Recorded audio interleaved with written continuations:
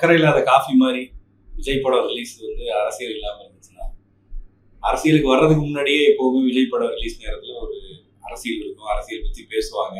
அப்படிதான் விஜய் ரசிகர்கள் வளர்ந்துருக்காங்க. அதிகம் லாஸ்ட் ஒரு 10-15 இயர்ஸ்ல அதை அதிகமாக நம்ம பார்த்துருக்கோம், எந்த ஆட்சி இருந்தாலும். இப்போ ஜனநாயகன் படம் வரும்போது ஒரு அரசியல் தலைவராகவே மாறிட்டாரு, ஆளுங்கட்சி நேரடியாக எதிர்க்கிற இடத்துலையும் இருக்காரு. அப்படி இருக்கும்போது இந்த படம் ரிலீஸ் அப்ப அரசியல் இல்லாமல் இருக்குமா? இருக்குங்க அப்படின்னு இப்ப சில சினிமா விமர்சகர்கள்லாம் பேச ஆரம்பிச்சிருக்காங்க. பராசக்தியும் ஜனநாயகனும் ஒரே டேட்ல ரிலீஸ் ஆக போகுது. இதுக்கு முன்னாடி அவங்க ஃபிக்ஸ் பண்ணி இருக்கிறது ஆக்சுவலா 14ஆம் தேதி பொங்கல் அன்னைக்கு தான் பராசக்தி ரிலீஸ் ஆகுது. ஜனநாயகன் ஒரு 4-5 டேஸ் முன்னாடியே வந்து ரிலீஸ் ஆகுது. பட் இப்போ வந்து அந்த படக்குழு பராசக்தி படத்துடைய டீம் வந்து ஜனநாயகன் ரிலீஸ் ஆகிற சேம் டே ரிலீஸ் பண்ணலான்ற முடிவுக்கு வந்து இப்போதான் சொல்றாங்க. அப்படி ரிலீஸ் ஆனா அதில் நிறைய பிரச்சனைலாம் இருக்கு. தியேட்டர்ல எவ்வளோ ஸ்க்ரீன்ஸ் கிடைக்கும், ப்ளஸ் டிஸ்ட்ரிபியூட்டர்ஸ் அதை எப்படி அப்ரோச் பண்ணுவாங்கன்னு நிறைய பிரச்சனைகள் இருக்கும்னு சொல்றாங்க. அடுத்தடுத்து இது எப்படி போகும்னு பார்க்கலாம். இப்போ நேற்று வரைக்கும் என்ன சொல்லிட்டு இருந்தாங்கன்னா, உங்களுக்கு 10th வந்து பராசக்தி ரிலீஸ் ஆக போகிறதா சொன்னாங்க, 9th வந்து உங்களுக்கு ஜனநாயகம் ரிலீஸ் ஆக போகுது அப்படின்னு. இப்போ ஸ்டாண்டர்ட் தியேட்டர்ஸ்லாம் இருக்காங்க இல்லையா, சிங்கிள் ஸ்க்ரீன் வச்சுக்கக்கூடியவங்க. இப்போ அவங்க வந்து ஒருவேளை ஜனநாயகன் படத்தை வந்து 9ஆம் தேதியே அவங்களுடைய திரையரங்கில் போட்டாங்க அப்படின்னா 10ஆம் தேதி பராசக்தி வரும்போது அதுக்கு நெருக்கடி இருக்கிறதுக்கான வாய்ப்பு இருக்கு. ஸோ அதனால வந்து சேம் டேட்லேயே ரிலீஸ் பண்ணால் அந்த சிக்கல் வராது. உங்களுக்கு வந்து ஒரு 1000 ஸ்க்ரீன் இருக்கு அப்படின்னா உங்களுக்கு 500 ஸ்க்ரீன்ஸ் வந்து ஜனநாயகனையும் 450 ஸ்க்ரீன்ஸ் வந்து உங்களுக்கு பராசக்தியும் போடுற மாதிரியான சூழல் வரும் அப்படின்ற மாதிரி சொல்றாங்க. பட் இனி வரக்கூடிய நாட்கள்ல எனக்கு தெரிஞ்சு ஐ திங்க் ஜனநாயகன் வந்து விஜயினுடைய கடைசி படமாக மட்டும் இல்லாம அவர் மேலும் படம் நடிப்பதற்கான ஒரு சூழலை அதை ஏற்படுத்துவதற்கான வாய்ப்பு இருக்கு. இல்லைன்னா உங்களுக்கு வந்து இது ரொம்ப ஒரு பொலிட்டிக்கல் ஃபில்மா இருப்பதற்கு வாய்ப்பு இருக்கு. பொலிட்டிக்கலாவே வந்து ஜனநாயகன் வந்து விஜயினுடைய ஒரு பெரிய ஒரு பிரச்சார பீரங்கியா மாறுவதற்கு வாய்ப்பு. ஜனநாயகன் படத்து மேல விஜய் பெரிய நம்பிக்கையை வச்சிருக்காருன்னு தான் நான் நினைக்கிறேன். அதனாலதான் அக்டோபர்ல ரிலீஸ் பண்ண வேண்டிய படத்தை இதுவரையும் விஜய் படம் எனக்கு நினைவுக்கு தெரிஞ்சு ஒரு டேட்ல சொல்றாங்கன்னா அந்த டேட்ல தான் ரிலீஸ் ஆகும், மாத்தினதே கிடையாது. அப்படி இருக்கும்போது ஒரு டேட்டை டென்டேட்டிவா அனௌன்ஸ் பண்ணிட்டு அதுக்கப்புறமா மாத்தினது எனக்கு தெரிஞ்சு இந்த படம் தான். அப்போ பொலிட்டிக்கலாவும் இது நமக்கு ஹெல்ப் பண்ணும். ஒரு ஆக்டர், அந்த ஆக்டருக்கான ஒரு இன்ஃப்ளூயன்ஸ், அதனால அவருக்கு கிடைத்த லட்சக்கணக்கான ரசிகர்கள், அதை அடித்தளமா வச்சுதானே இன்னைக்கு ஒரு பொலிட்டிக்கல் பிரிஞ்சு அவர் எடுத்திருக்காரு. அதனால இந்த படமும் வந்து அவருக்கு அப்படி ஒரு பெரிய சப்போர்ட்டை கொடுக்கும்னு அவர் நினைக்கிறாரு. இப்போ விஜயோடைய படத்தை வந்து நீங்க அண்டர் எஸ்டிமேட் பண்ண முடியாது. இப்போ லாஸ்ட் ஒரு 5-6 இயர்ஸ்ல வந்து விஜயுடைய வளர்ச்சி சினிமா இண்டஸ்ட்ரியில பாத்தீங்கன்னா மிகப்பெரிய அளவுல இருக்கு. இப்போ எந்த ப்ரொடியூசர்ஸ்ட நம்ம பேசினாலும் விஜயுடைய படம் வந்து வருது அப்படின்னா கேரண்டியா வந்து 400+ மார்க்கெட் இருக்கக்கூடிய ஒரு படமா தான் இருக்கு அப்படின்றது அவங்க சொல்றாங்க. ரெண்டாவது அது தோல்வி படமாகவே இருந்தாலும், அதாவது எதிர்பார்த்த கலெக்ஷன் அது கொண்டு வரலைன்னா கூட பாத்தீங்கன்னா அது மினிமம் கேரண்டியா வந்து உங்களுக்கு நட்டம் இல்லாத மாதிரி ஆயிருக்கு அப்படின்னு சொல்றாங்க. கதையை தாண்டி விஜய்ன்ற ஒரு தனிநபருக்கு பார்க்கக்கூடிய அந்த ரசிகர்கள் கூட்டம்ன்றது மிகப்பெரிய அளவுல இருக்கு. அது வந்து இன்னைக்கு தேதியில வந்து ரஜினியோ இல்ல வந்து அஜித்தோ அவங்கள்ட்ட இல்லாத அளவுக்கு இப்பட்ட இந்த இளைஞர்கள் பட்டாளம் இவருடைய படம் வருது அப்படின்னா போய் பாக்குறாங்க. நம்ம முன்னாடி ஒரு படம் பேசுன மாதிரி ஒரு சில படங்களுக்கு தான் வந்து எக்ஸ்பெக்டேஷன் அப்படின்றது கிரியேட் ஆகும். அதாவது அது அந்த ஹீரோக்கு இருக்கக்கூடிய இமேஜை பொறுத்து. ஒரு 2-3 இயர்ஸ் முன்னாடி இன்க்ளூடிங் அஜித்துக்கு அந்த ஒரு டிமாண்ட்ன்றது இருந்தது. இப்போ ரீசெண்ட் டேஸா அவர் வந்து கார் ரேசிங்ல கான்சென்ட்ரேட் பண்றதுனால அந்த ரசிகர்கள் கொஞ்சம் சோர்ந்து போயிருக்காங்கன்னு நான் பார்க்குறேன். அதர்வைஸ் பார்த்தீங்கன்னா சூப்பர் ஸ்டார் ரஜினிகாந்த், விஜய், அஜித் இந்த 3 பேருக்கு தான் அவங்களுடைய படம் எப்போ வரும் அப்படின்னு ரசிகர்கள் காத்திருக்காங்க. மற்ற நடிகர்கள்லாம் பார்த்தீங்கன்னா ஒரு சீசனல் ஆக்டர்ஸ் அப்படின்னு நான் நினைக்கிறேன். இப்போ உதாரணத்துக்கு இப்போ ரஜினி சார், கமல் சார் இவங்க 2 பேரும் இருந்த காலகட்டத்தில் ஆக்டிவா இருந்த காலகட்டத்தில் பார்த்தீங்கன்னா எத்தனையோ ஹீரோஸ் வந்து எமர்ஜ் ஆனாங்க. அவர்களுடைய படங்கள்லாம் வந்து இந்த 2 பேருடைய படங்களை தாண்டி ஓடிச்சு. உதாரணத்துக்கு சொல்லணும்னா ராமராஜ் சொல்லலாம், அப்புறம் பாக்கியராஜ், அப்புறம் வந்து உங்களுக்கு ராம்கி, டி ராஜேந்தர், இந்த மாதிரி நிறைய பேர் நம்ம சொல்லிடுறோம். அந்தந்த காலகட்டத்தில் கார்த்திக் இவங்கெல்லாம் வந்து அந்தந்த காலகட்டத்தில் பெரிய ஹிட் எல்லாம் கொடுத்தாங்க. பட் அவங்களால சஸ்டைனபிளா கன்சிஸ்டண்டா அவங்களால பில்ட் பண்ண முடியல. உதாரணத்துக்கு நீங்க சிவகார்த்திகனுடைய 25th ஃபிலிம் தான் இந்த பராசக்தி. நீங்க சிம்பு எடுத்துக்கோங்களேன், தனுஷ் எடுத்துக்கோங்க, அவர்களுடைய கரியர்ல வந்து எத்தனையோ ஹிட் வந்து அவங்க கொடுத்துட்டாங்க.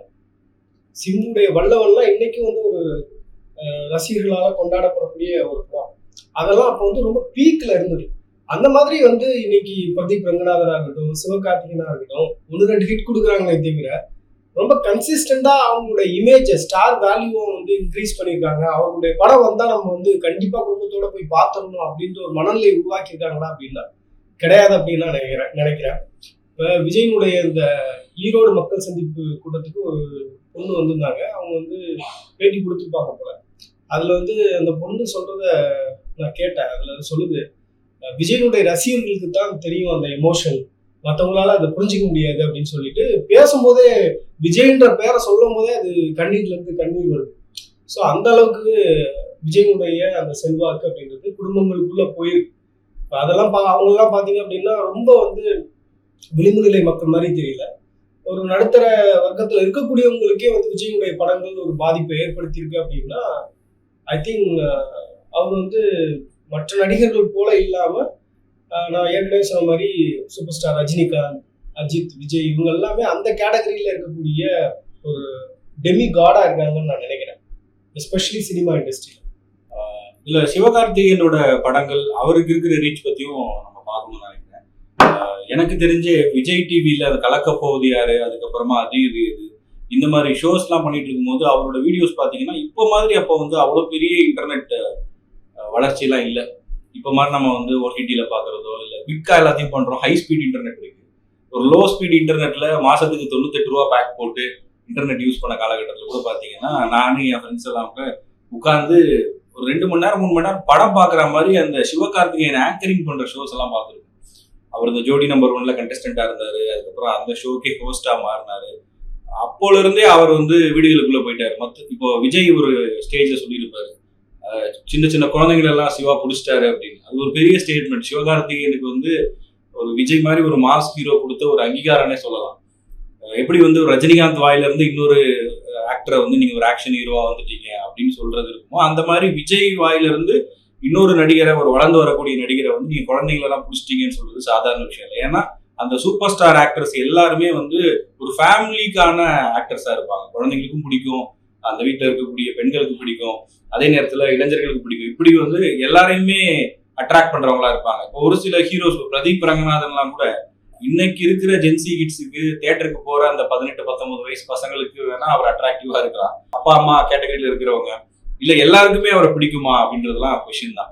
பட் இதுல என்ன அப்படின்னா சிவகார்த்திகேயனும் கிட்டத்தட்ட அந்த மாதிரியான ஒரு ஆக்டர் தான். டிவியில போய் வீடுகளுக்குள்ள ரீச் ஆனதுனால அவர் படம் ரிலீஸ் ஆகுது அப்படின்னா ஃபேமிலிஸா வராங்க. அப்படி இருக்கிற ஒரு ஸ்ட்ரென்த் அவருக்கு இருக்கு. அதே நேரத்துல இன்னொரு பக்கம் இப்ப நம்ம தமிழ்நாட்டில் எடுத்துக்கிட்டோம்னா இந்த மாஸ் ஹீரோ படங்கள் ஓடுது. அதே நேரத்துல ஜெய்பீம் மாதிரியான படங்கள், நம்ம தமிழ்நாடு அரசியலோடு தொடர்புடைய படங்கள், வாழை எடுத்தார் மாரி செல்வராஜ், அதுவா இருக்கட்டும், அதுக்கப்புறம் இப்ப பண்ண பைசனா இருக்கட்டும், இந்த மாதிரி நிகழ்கால அரசியலோடு ஐடியாலஜிக்கலா இருக்கிற படங்களும் பெரிய அளவுக்கு சக்சஸ்ஃபுல்லா ஓடி இருக்கு. அதுல பெரிய ஹீரோஸ் இருக்கணும்னு அவசியம் இல்லை. இந்த மண் சார்ந்த அரசியல் அந்த படங்கள் பேசும்போது அதுக்கான ஒரு பெரிய வெற்றியும் கிடைச்சிருக்கு. அப்போ சிவகார்த்திகேயன் மாதிரியான ஒரு ஃபேமிலி ஸ்டார், அதோட இந்த மண்ணுக்கான அரசியல், இங்க பெரிய அளவுக்கான ஃபாலோவிங் இருக்கக்கூடிய ஒரு ஐடியாலஜி தொடர்புடைய ஒரு படம்னு சொல்லும் போது அவ்வளவு ஈஸியா சொல்லிட முடியாதுல்ல. அந்த படத்துக்கான ஒரு பெரிய ஸ்கோப்பும் இருக்குது. எனக்கு வந்து இதுல மாறுபட்ட கருத்து இருக்கு. அதாவது இப்ப நீங்க வந்து ஸ்மால் ஸ்கிரீன் ஆக்டர்ஸ் இருக்காங்க இல்லையா, இப்ப நம்ம சின்ன திரைகள்ல பார்க்கக்கூடிய நடிகர்கள் வந்து நம்ம அவங்கள ரசிப்போம், இல்லைன்னு நான் சொல்லலை. நீங்க வந்து இப்ப நிறைய சீரியல்ஸ் எல்லாம் வீட்டில் இருக்கக்கூடிய பெண்கள் பாக்குறாங்க. அவங்களுக்கு வந்து அவங்களுடைய அந்த கேரக்டர் நேம் முதற்கொண்டு தெரியும். ரொம்ப வந்து கன்சிஸ்டண்டா உணர்வுபூர்வமா அதோட ரொம்ப எங்கேஜ் ஆகி பார்த்துட்டு இருப்பாங்க. பட் அதே மாதிரி நீங்க பிக் ஸ்கிரீன்ஸ்ல பார்க்கக்கூடிய நடிகர்கள் இருக்காங்க இல்லையா, அவங்களுக்கான அந்த இமேஜ் அப்படின்றது ரொம்ப பெரியதாக இருக்கும். நீங்க வந்து சின்ன திரையில அவர் வந்து நல்லா காமெடி பண்ணாரு, அது இது பண்ணாரு, அதுல இருந்து நான் ரசிகரா இருக்கேன் அப்படின்னு சொல்றவங்களோட எண்ணிக்கை ரொம்ப குறைவா இருக்கும். நீங்க இன்னொரு விஷயம் பாத்தீங்கன்னா சிவகார்த்திகனுடைய கிராஃப் வந்து ஒவ்வொரு காலகட்டங்கள்லையும் வந்து ஒரு கான்சென்ட்ரேட்டடா உயர்ந்திருக்கும். அதுக்கு முக்கியமான காரணம் பாத்தீங்கன்னா அவர் வந்து தன்னை விட உயர்ந்த இடத்துல இருக்கக்கூடிய நடிகர்களை ஏதோ ஒரு வகையில தாஜா போடுவார். இப்ப நீங்க விஜய் வந்து ஓட்டு போட வருவாரு, அப்படியே வந்து விஜயோட வந்த மாதிரியே ஒரு நடந்து போறதுக்கான ஒரு வாய்ப்பை தேடுவாரு, கண்டுக்காம போயிடுவாங்க. அந்த மாதிரி அவரை விட உயர்ந்த இடத்துல இருக்கக்கூடிய நடிகர்கள், ஐ மீன் நான் வசூல் ரீதியா சொல்றேன், வசூல் ரீதியா பிரபலத்தன்மையோட இருக்கக்கூடிய நடிகர்களோட அவர் வந்து நெருக்கமா இருக்கிற மாதிரி காமிச்சுப்பாரு. இது நீங்க வந்து தனுஷோட அவர் நெருக்கமா இருக்கிற மாதிரி காமிச்சிட்டாரு. அதுக்கு பிறகு நீங்க பாத்தீங்கன்னா விஜய் சேதுபதியோட, அதுக்கு பிறகு விஜய் இப்ப அஜித்தோட அவர் வந்து குட் பேட் அக்லில இணைந்து படம் ஒண்ணு பண்ணலாம். ஒரு சின்ன படையப்பா கேரக்டர். ரீரிலீஸ் கூட ஒரு கத்துற மாதிரி ஒரு சின்ன கிளிப். ஆமா, அந்த மாதிரி வந்து ஒரு ரஜினி ஃபேன்ன்றது வந்து எஸ்டாப்ளிஷ் பண்ண ட்ரை பண்றது. அவர் வந்து இயல்பாவே மிமிக்ரி வரும்ன்றதுனால அந்த மிமிக்ரியை வந்து எல்லா இடத்துலயும் சொல்லி பண்ணிட்டு இருந்தாரு. இப்ப ரஜினி பத்தி அவர் பேசுறதே இல்லையே. முன்னாடி எல்லாம் அடிக்கடி பேசிட்டு இருப்பாரு. முன்னாடி ஒரு கட்டத்துல வந்து அவருடைய நிறைய இன்டர்வியூல பாத்தீங்கன்னா அஜித் சாரை பத்தி நிறைய பேசிட்டு இருப்பாரு. அஜித்தை பத்தி அவர் பேசுறதே இல்லை. அவருக்கு என்ன ஃபீல் அப்படின்னா, நம்ம அஜித்தை கிராஸ் பண்ணிட்டோம், ஓவர்டேக் பண்ணிட்டோம் அப்படின்ற மாதிரியான ஒரு எண்ணமா என்னன்னு தெரியல. ஸோ அந்த மாதிரி அவர் வந்து ஒவ்வொரு காலகட்டங்களையும் தன்னுடைய வளர்ச்சி எப்படி இருக்கணும் அப்படின்னு நினைச்சு இஸ் ஒர்க்கிங் பண்ணிட்டு அப்படின்னு நான் நினைக்கிறேன். அதை நம்ம பாராட்ட தான் செய்யணும். அப்படியே தான் இருக்கணும்னு நம்ம சொல்ல முடியாதுல்ல. ஒவ்வொரு காலகட்டத்திலையும் அவர் வந்து தன்னுடைய வளர்ச்சியை நோக்கி போறாரு. இப்போ நீங்க வசூல் ரீதியா பாத்தீங்க அப்படின்னா அவருடைய அண்மை கால படங்கள் வந்து பெரிய அளவுல வெற்றி பெற்றதா தெரியல. நம்ம ஏற்கனவே பேசும்போது ரொம்ப டீட்டெயிலா பேசிப்போம். அமரனுடைய சக்சஸ் இருக்கு இல்லையா, அது வந்து உங்களுக்கு சிவகார்த்திகனுடைய ஓன் எபிலிட்டியில வந்த சக்சஸ்ன்னு சொல்ல முடியாது. அதுக்கு வந்து அந்த பட தயாரிப்பு நிறுவனம், அப்புறம் இயக்குனர், அதை டிஸ்ட்ரிபியூட் பண்ண விதம், அப்புறம் வந்து சாய் பல்லவியினுடைய நடிப்பு, அது எல்லாமே அதுல அடங்கியிருக்கு. அது சிவகார்த்திகேயன்ற ஒரு சிங்கிள் இமேஜுக்காக அந்த படம் வந்து எல்லாரும் பார்த்தாங்க, அது வெற்றி பெற்றுச்சு அப்படின்னு நம்ம சொல்லிக்க முடியாது. அதுக்கு முன்னாடி வந்த படங்கள் பாத்தீங்க அப்படின்னா பெரிய அளவுல போகல. பிரின்ஸ் எல்லாம் வந்து அவருக்கு பெரிய ஃபிளாப். நீங்க மாவீரன் வந்து ரொம்ப ஆவரேஜான ஒரு படம் தான். இப்போ வந்து மதராசி வந்து பெரிய ஃபிளாப். மதராசி பத்தி யாருமே பேசவே இல்லையே. எல்லாம் வந்து நம்ம அமரன் பத்தி பேசுறாங்க, டாக்டர் பத்தி பேசுறாங்களே தவிர அதற்கு இடையில அவர் நடிச்ச படங்களை பத்தி யாரும் பேசுறது இல்லை. அவர் ரொம்ப குறைவான படங்கள் தான் நடிச்சிருக்கிறாரு. அவருடைய வெற்றி அப்படின்றது இப்ப நம்ம விஜயோ இல்ல அஜித்தோ இல்ல வந்து ரஜினி சார் அடைந்திருக்கக்கூடிய வெற்றியெல்லாம் கிடையாது. ஸோ அப்படின்றதான் என்னுடைய பார்வை. விஜய்க்கு இந்த ரீச் இருக்கிறதுக்கு இன்னொரு காரணம் நான் நினைக்கிறேன். இப்போ விஜய் சிவகார்த்திகேயன் கம்பேரிசன் சரியா இருக்குமான்னு தெரியல.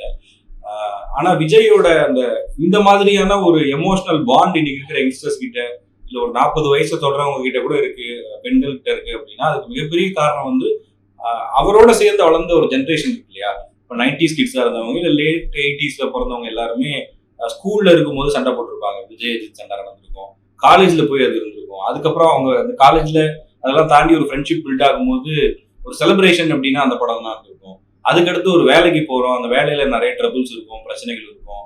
அதெல்லாம் தாண்டி ஒரு ஃபெஸ்டிவல்னு வரும்போது ஊர்களில் இருக்கிறவங்க, தமிழ்நாட்டிலேயே கூட தலைநகர் சென்னையில வேலை செய்யறவங்க ஊருக்கு போவாங்க, வெளிநாட்டுல இந்த அரபு நாடுகளில் வேலை செய்யறவங்க, இப்படி வேலைக்காக எங்கெங்கயோ இருக்கவங்க எல்லாரும் கூட ஒரு ஊருக்கு போகும்போது பொங்கல்னாலே விஜய் படம் தானே அப்படின்னு சொல்ற மாதிரி, தீபாவளி பொங்கல்னா விஜய் படம் இருக்கணும் இல்ல அஜித் படம் இருக்கணும் அப்படின்ற ஒரு இதுக்குள்ள வளர்ந்த ஜென்ரேஷன் இருக்கு. அவங்களுக்கு என்ன அப்படின்னா விஜய் விழுந்திருக்காரு, திரும்பி எழுந்திருக்காரு, ஒரு ஸ்டாரா வளர்ந்திருக்காரு, அப்ஸ் அண்ட் டவுன்ஸ் எல்லாத்தையுமே பார்த்திருக்காரு. இந்த ஜென்ரேஷனும் அவரோடவே டிராவல் பண்ணி வந்திருக்கு. அப்படி இருக்கும்போது இன்னைக்கு அவர் வேற ஒரு டைமென்ஷன்ல போகும்போது அவரோட இந்த எமோஷனல் பாண்ட் அப்படிங்கிறது சேர்ந்தே வருதுன்னு நான் பாக்குறேன். அதை வந்து அவ்வளவு சீக்கிரம் உடைச்சிட முடியும்லாம் யாருமே சொல்ல மாட்டாங்க. இப்ப நீங்க சொன்ன மாதிரி வந்து ஒரு 3 ஜென்ரேஷனை அவர் வந்து பார்த்திருக்காரு. ஒரு 33 இயர்ஸ் வந்து ஒரு சினிமா இண்டஸ்ட்ரியில் இருந்திருக்காரு அப்படின்னா, ஒரு 33 வயது 40 வயது இருக்கக்கூடியவர்கள் வந்து விஜயுடைய படங்களை ஒவ்வொரு காலகட்டங்களையும் பார்த்து வளர்ந்துருப்பாங்க. இதை தாண்டி நான் என்ன பாக்குறேன் அப்படின்னா, விஜயுடைய கிரெடிபிலிட்டி. எந்த இடத்துலையும் விஜய் வந்து ஏதோ ஒரு வகையில நீங்க குறையே சொல்லிட முடியாது. இப்ப சினிமாவில் வந்து அவர் அப்படி இருந்தாரு, இப்படி இருந்தாரு, அவரை பத்தியான அந்த சர்ச்சை பேச்சுகள் அப்படின்றது மிக மிக குறைவு. மேபி இப்ப அவர் வந்து பாலிடிக்ஸ்குள்ள என்றானதுனால அந்த மாதிரியான நிறைய தவறான விஷயங்கள் வந்து சொல்றாங்களே தவிர, பட் அதற்கு முன்பு வரை வந்து அவருக்கு அந்த மாதிரியான ஒரு இமேஜே கிடையாது. நிறைய இடங்கள்ல பாத்தீங்க அப்படின்னா அவருடைய ஒய்ஃபோடய சேர்ந்து அவர் வந்து இன்டர்வியூ எல்லாம் முன்னாடி கொடுத்துருக்கிறாரு. ஸோ அந்த கிரெடிபிலிட்டியை வந்து அவர் ஏர்ன் பண்ணியிருக்காரு அப்படின்றது பாக்குறேன். ரெண்டாவது வந்து அவருடைய கன்சிஸ்டன்சி. அவர் வந்து ஒவ்வொரு ஆண்டும் படம் நடிச்சிருக்காரு. அவருடைய படங்கள் வந்து ஒவ்வொரு ஆண்டும் இந்த 33 வருஷத்துல ரிலீஸ் ஆயிருக்கு. எங்கேயுமே வந்து ஒரு பெரிய கேப் விட்டதே கிடையாது. இப்போ பொதுவாக வந்து சில நடிகர்கள் நல்ல, இப்போ உதாரணத்துக்கு சொல்லணும்னா இப்போ சிம்பு எல்லாம் வந்து நல்லா நடிச்சிட்டு இருந்தாரு. சிம்பு தனுஷ் ரைவல்ரி எல்லாம் பில்ட் ஆச்சு. ஆனா சிம்புவால கன்சிஸ்டண்டா அதை வந்து பில்ட் பண்ண முடியல. நிறைய கேப் இருந்தது. 2-3 வருஷம் வந்து படம் இல்லாம போச்சு. ஈவன் பிரசாந்துக்கு அது மாதிரி இருந்தது. ஸோ இந்த மாதிரி ஒவ்வொரு நடிகர்களும் ஒரு தங்களுடைய கரியர்ல 2-3 வருஷம் வந்து ஒரு கேப் விட்டுருவாங்க. இல்லை அவங்களுடைய குடும்ப சூழல் ஏதோ ஒரு காரணத்தினால வந்து அந்த கேப் அப்படின்றது இருந்திருக்கு. பட் விஜயை பொறுத்தவரையில இந்த 33 வருஷம் கன்சிஸ்டண்டா அவர் பண்ணதுடைய ஒர்க், அவர் கொடுத்த அந்த ரிசல்ட்ஸ், இதெல்லாம் வந்து சினிமால ஒரு பெரிய என்டர்டைனரா அவர் தெரிகிறார். இன்னைக்கும் அவருடைய பாடல்கள் வந்து நீங்க என்னதான் சொல்லுங்க, வரிகள் நல்லா இல்லை, அது நல்லா இல்லை, இது நல்லா இல்லை, என்னதான் சொன்னாலும் சின்ன குழந்தைகள் முதற்கொண்டு எல்லாருமே பார்க்குறாங்க. ஒரு ஈர்ப்புத்தன்மை இயல்பாகவே வந்துடுது. அதுதான் அந்த கிரெடிபிலிட்டி, அந்த கன்சிஸ்டன்சி, அது கொடுக்கக்கூடிய ரிசல்ட்டாக நான் பார்க்குறேன். அதனால தான் எமோஷ்னலாக அவர் எது பேசினாலும் அவர் அக்செப்ட் பண்ணிக்கிறதுக்கான ஒரு காரணமாகவும் நான் நினைக்கிறேன். இவ்வளவு தூரம் நம்ம சொல்லிட்டோம். 2 ஸ்டார்ஸை பற்றியும் பார்க்குறவங்களுக்கு நம்ம சொல்லி தெரியணும்னு இல்லை, நம்மளோடவே அவங்களுக்கு நிறைய தெரிஞ்சிருக்கும். இருந்தாலும் இப்படியான ஒரு பேக்கப் இருக்கு. இப்போ அரசியல் கலவரம் வந்துருச்சு. இந்த படம் ரிலீஸை மையப்படுத்தி அடுத்து எப்படி போக போகுது? இப்போ இந்த ஜான்வரின்றது வெறும் இந்த பொங்கல் படம் ரிலீஸ் மட்டும் கிடையாது. எலெக்ஷனோட பீக்ல இருக்க போகுது. எல்லாம் கூட்டணி பேச்சுவார்த்தை, டெல்லியில இருந்து வர போறாங்க, கேண்டிடேட்ஸ் அனௌன்ஸ்மெண்ட், கேம்பெயின்ஸ், இவங்க அவங்கள திட்டுறது, அவங்க இவங்கள திட்டுறதுன்னு அவ்வளவு இஷ்யூஸ் இருக்க போகுது. அதுக்கு நடுவுல இந்த மாதிரி ஒரு ஆக்டர் டர்ன்டு பொலிட்டிஷியனா இருக்கக்கூடிய விஜயோட ஒரு படம் ரிலீஸ் ஆகுது. இன்னொரு பக்கம் ஒரு பொலிட்டிக்கல் சப்ஜெக்டோட ஒரு படம் வருது அப்படின்னு சொல்லும்போது இது அரசியல் களத்திலையும் பிரதிபலிக்க நிறையவே வாய்ப்பு இருக்கு. ஏன்னா இந்த படத்துடைய வசனங்களா இருக்கட்டும், இந்த படம் பேசக்கூடிய கதையா இருக்கட்டும், இந்த படத்தினுடைய வசூல்னு அத்தனை விஷயங்களையும் சோசியல் மீடியால அலசி ஆராய்வாங்க. எப்படி கொண்டு போவாங்க? இது வந்து டிவிக்கே இது எப்படி ஹேண்டில் பண்ண போகுது? அவங்க வந்து ஒரு பொலிட்டிக்கலா டேர்ன் ஆகி அவங்க கேடர்ஸ் எல்லாம் விர்ச்சுவல் வாரியர்ஸா மாறி சீமான் கட்சியினரோடவும் இல்ல பிஜேபியோட டிஎம்கேயோடையும் சண்டை போட்டுட்டு இருக்காங்க. அப்படி இருக்கிறவங்க மறுபடியும் ஒரு சினிமா ஃபைட்டுக்குள்ள வரப்போறாங்களா? இல்ல அவங்க வந்து இதெல்லாம் கண்டுக்காம அவங்களுக்கு தேவை அந்த 234 அப்படிங்கிற அந்த நம்பர்ஸை வச்சு சொல்லுவாங்க. விஜயனுடைய தாவேக்காவுக்கு ஐ திங்க் ஜனநாயகன் படம் வந்து ஒரு எலெக்ஷன் டூலா இருக்கும் அப்படின்னு நான் நினைக்கிறேன். ஏன்னா உங்களுக்கு வந்து பொங்கல்னாலே வந்து செலிப்ரேஷன் தானே. இப்போ எல்லாரும் நம்ம குடும்பத்தோட வந்து ஏதாவது ஒரு நாள் வந்து ஏதாவது ஒரு படத்துக்கு போகணும் அப்படின்னு டிசைட் பண்ணுவாங்க. இப்போ இது வந்து ஒரு மாஸ் என்டர்டைனிங் ஃபில்மா இருக்க போகுது, ஒரு செலிப்ரேஷன் ஃபில்மா ஒரு பக்கம் இது இருக்க போகுது. இன்னொரு பக்கம் ஒரு பீரியாடிக் ஃபில்ம், அது வந்து நம்ம தமிழ் மக்களுடைய உணர்வை பிரதிபலிக்கக்கூடிய வகையில ஒரு பீரியாடிக் ஃபில்மா இருக்க போது. அது ரொம்ப மாடர்னைஸ்டா தரப்போறாங்க. அதுல 3 ஹீரோஸ் நடிச்சிருக்கிறாங்க. அந்த படத்துக்கு ஆளுங்கட்சியினுடைய சப்போர்ட் இருக்கும் பொழுது அவங்க என்ன பண்ணுவாங்க, எல்லா மாவட்ட செயலாளர்கள், எல்லா மூத்த அமைச்சர்கள் அவங்க தொகுதியில போய் இந்த படத்தை வந்து பார்க்க வைப்பதற்கான ஒரு சூழலை ஏற்படுத்துவாங்க. ஏன்னா இது இன்பன் உதயநிதியுடைய 2வது ப்ரொடக்ஷன் அப்படின்னு நான் நினைக்கிறேன். ஏன்னா அவர் வந்து முதல் படம் அப்படின்றது இட்லி கடையில தான் அவர் அறிமுகம் ஆகுறாரு. அந்த படத்தை வந்து மாசு உட்பட நிறைய பேர் வந்து நிறைய இடங்கள்ல பசங்கள்லாம் கூட்டு போய் பார்க்க வச்சதை நம்ம பார்க்க முடியுது. ஸோ அதே மாதிரி இப்போ இந்த படம் 2வது படம் ரொம்ப முக்கியமான ஒரு பொலிட்டிக்கல் சூழல்ல வரக்கூடிய ஒரு படம் அப்படின்றப்ப இந்த படத்துக்கு ஒரு முக்கியமான ஒரு விளம்பரத்தை ஆளுங்கட்சியை தேடி தருவாங்க அப்படின்னு நான் நினைக்கிறேன்.